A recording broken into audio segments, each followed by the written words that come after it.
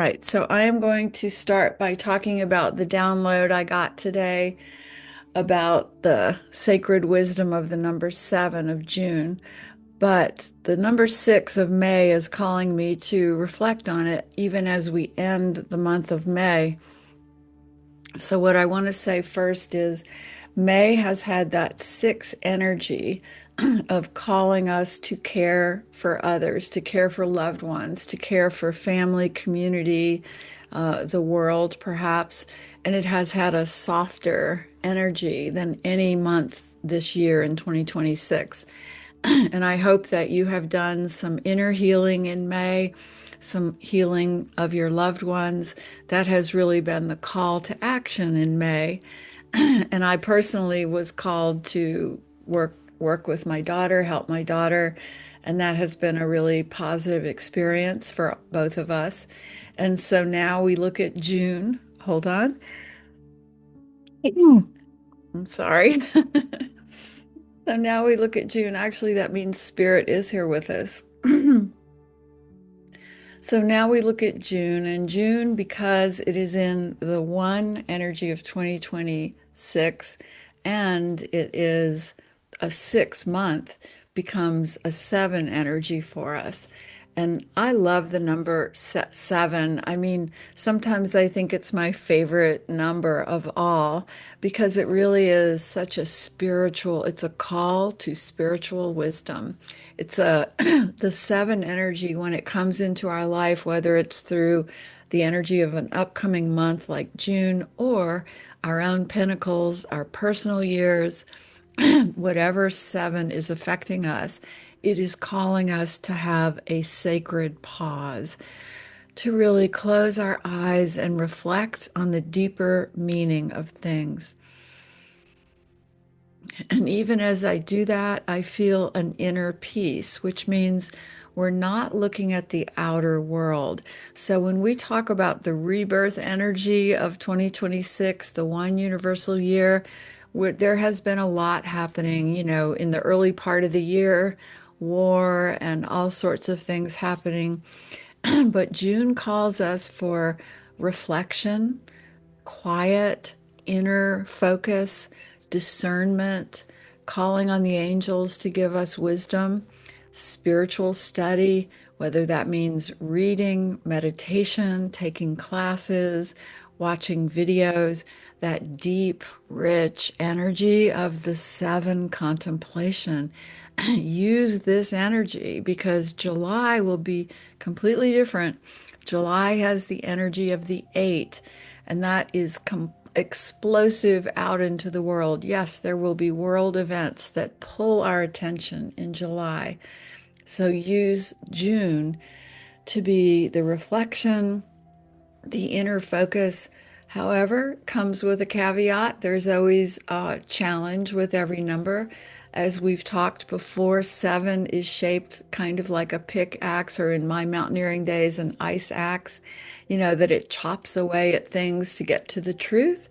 And what that means in our lives is that 7 can have a focus on criticism, perfectionism, turning inward and finding all of our flaws and picking away at those, turning out to the world and sort of thinking about how, everybody's doing everything wrong.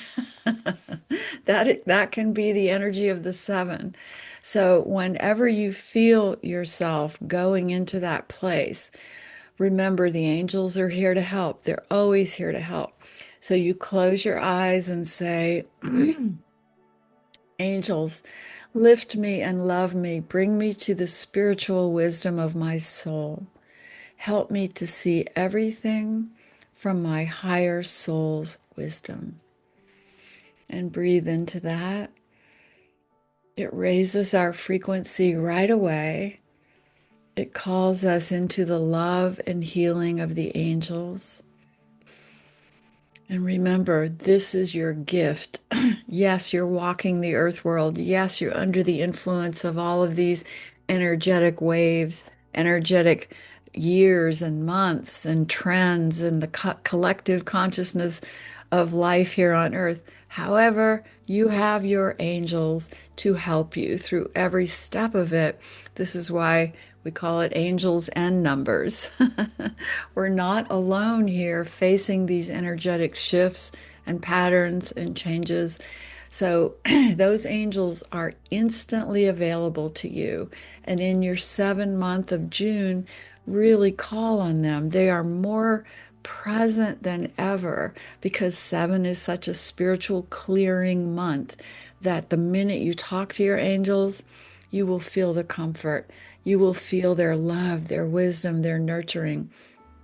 So we will talk about that more today in this class, but I just want to make sure that all of you know that June comes with the inner focus.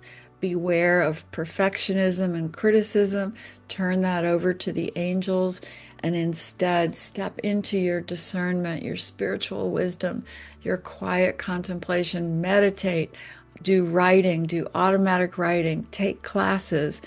Do everything spiritual. Go for walks in nature. That's the beauty of June. Get outside and connect to the God of all there is in the nature realm.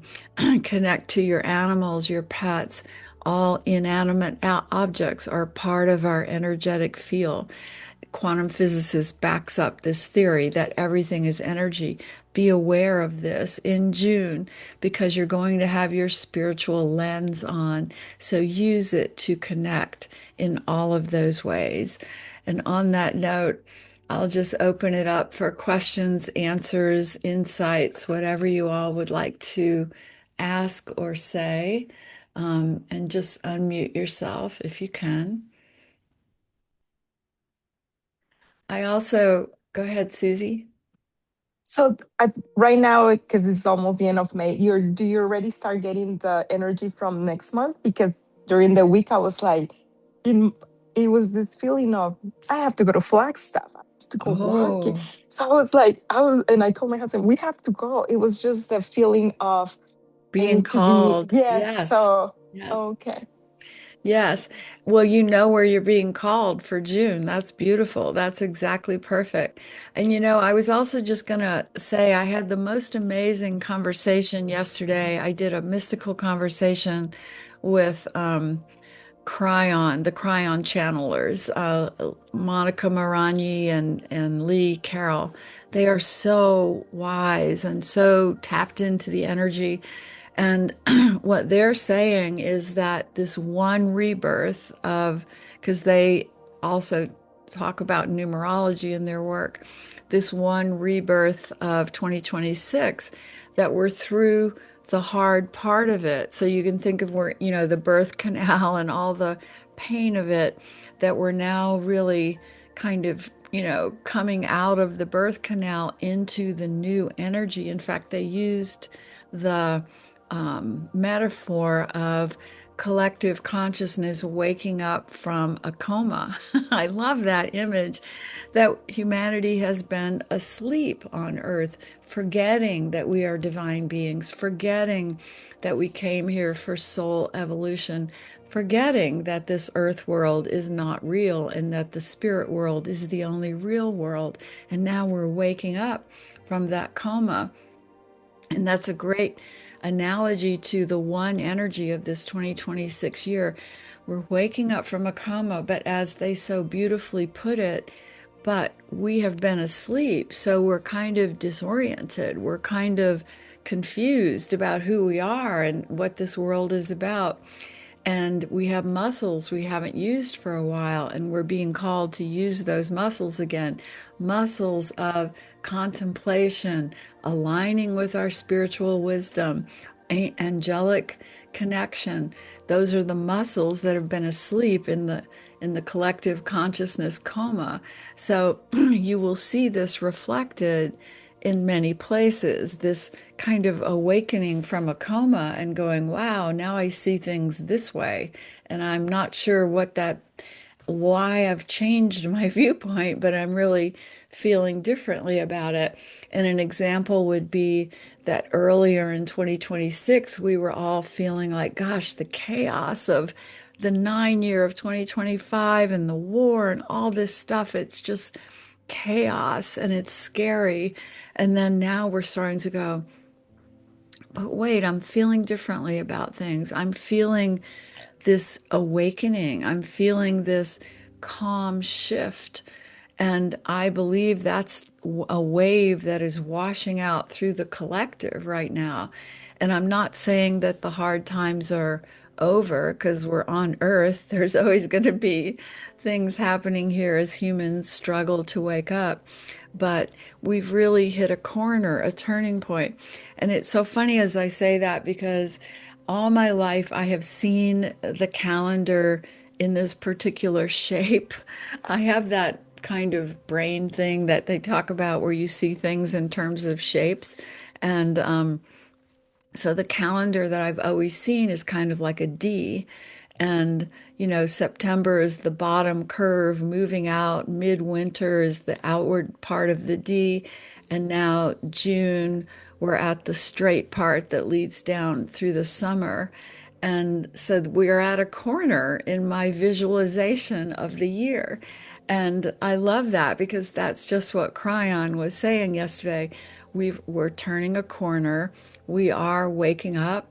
This war that has happened, it is somehow bringing things to a completion that we never expected. And so we have to hold a good, positive hope for all that is happening on the earth world. And then yesterday with Cryon, we talked about the energy of 2027, which you and I have all talked about already, is an 11 energy because it's an 11 year, 2027. And so what does that mean? And now the channelers like Bashar and Cryon are saying, the ETs are already here amongst us, but the reveal, we've talked about it happening this summer in the 8th month of July, but they're saying it'll already be settled in by the time we hit 2027 with that 11 energy, because that's 11 is a time of connecting to higher consciousness and being helped, supported, assisted, healed. That's 2027. So the shock of things might happen this year, but by 2027, we're in a very healing part of this shifting consciousness. So ask me your number questions and let's carry on.